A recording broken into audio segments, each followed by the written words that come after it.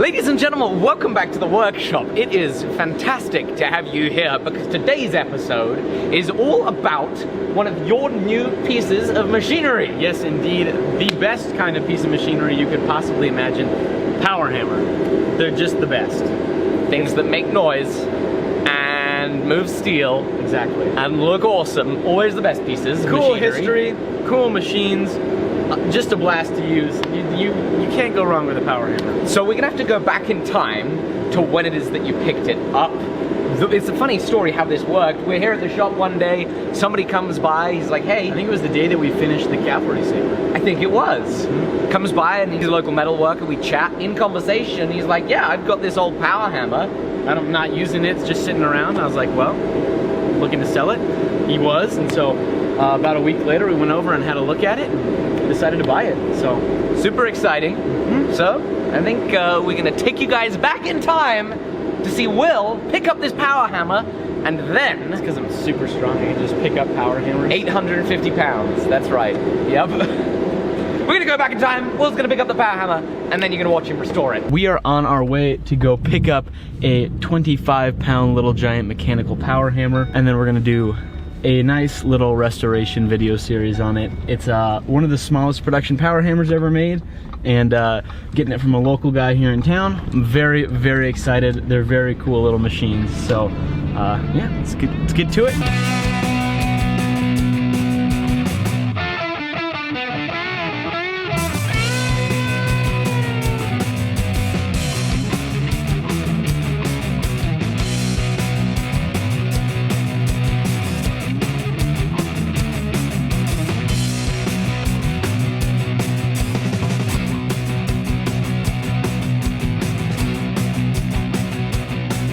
Well, I am just giddy right now. We've got it at the shop. Finally gonna go ahead, take all the straps off, give it another once over, and then, yeah, pretty dang exciting. That's one happy Will. Yes, that's indeed. one happy Will. It would be, you would have a heck of a time trying to find a happier Will than this one right here.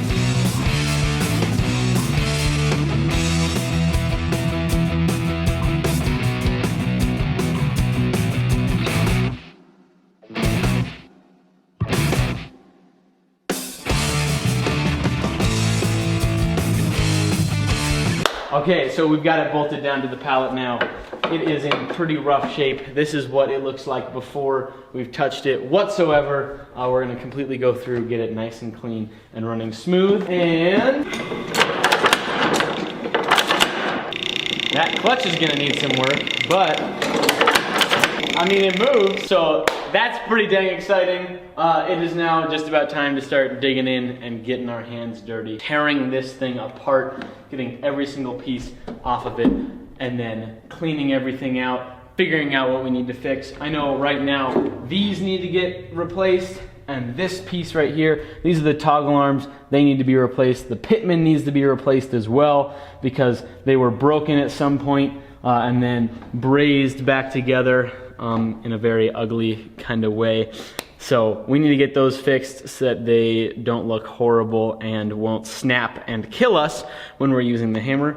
And then we're gonna have to fix some of the stuff down here, just replacing those dies, getting them to line up a little bit better, fixing the clutch. I think the bearings are good. It's very exciting that it already has a motor mount and stuff like that. So we're just gonna have to get in there, tear it apart, clean it out, put it back together, and then it'll be good. We're gonna go ahead and throw some of this 5/8 inch square stock under the hammer just to see what it hits like, what it does straight after getting it, so we have a little bit of a comparison for after we've, you know, redone it a little bit, get it running real nice. So here we go.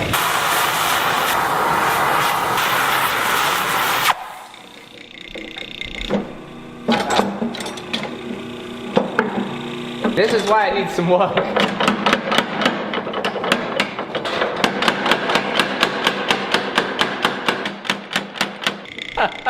Oh man. So, doesn't run very well. We're gonna fix that. It's gonna be awesome when it's done.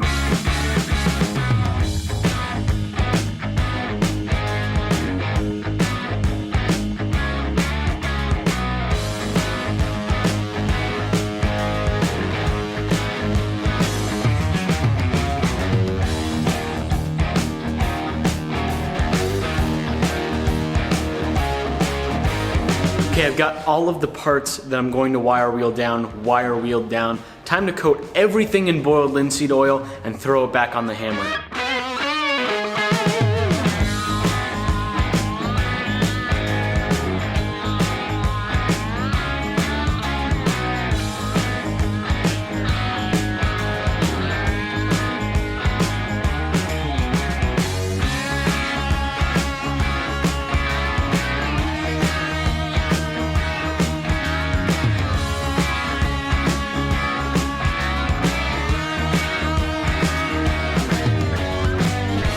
One last tighten down, make sure we don't have any crucial bolts loose. Okay, so we ended up actually flipping the entire ram of the hammer around. I think the most trouble that we had on the entire thing was trying to get these dies totally lined up. And so we flipped the ram around, but now I'm worried that it sat one way its entire life and actually maybe wore it down a little bit. This side of the ram guide is a little bit shorter than this side, so my thought is maybe this side, the far side closer to me, was wearing a lot more than the other one. We'll see how it runs. And the issue you're having is that it's binding, right? Yes, it's binding just a little bit. You know, it still moves, but it doesn't want to go down too far. Now that'll change, hopefully, when it has a little bit of, you know, force with it. So we'll turn it on, let it run, and then hopefully not have to fix anything, but we definitely might have to. I love power hammers you can turn on with 110 volt. Whoa, it's on already. Oh my goodness, it's away. Whoa, that's nice. That looks pretty dang good. Oh my goodness, that thing hits so much harder. So bigger pulley means more speed. Now it's running at the speed that it's supposed to be running at, and it runs a lot nicer. Good stuff. Let's get some hot steel under it. Just making sure it's solid steel. Yep, definitely solid steel.